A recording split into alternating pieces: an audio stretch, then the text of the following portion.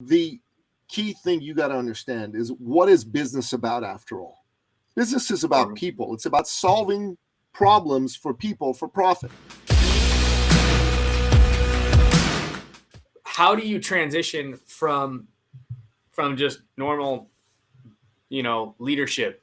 There's a million books on leadership right now. How do you transition from just a leader to a thought leader? And is thought leader synonymous with servant leader?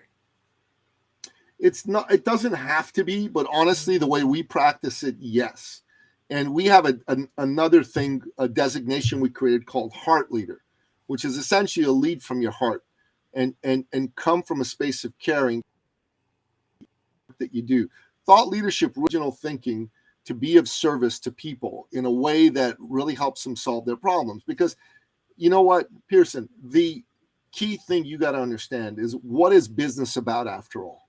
Business is about people. It's about solving problems for people for profit.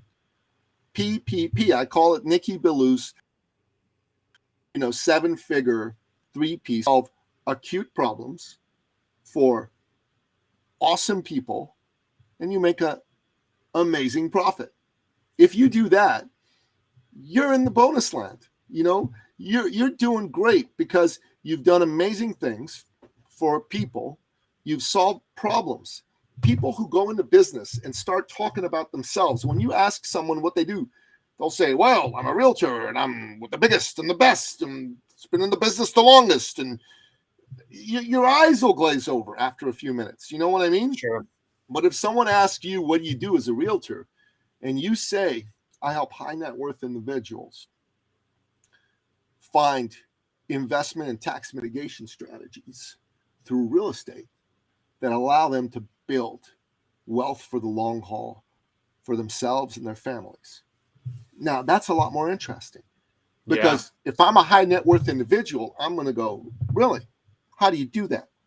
And that's a much better response than me going, oh, another realtor. Sure.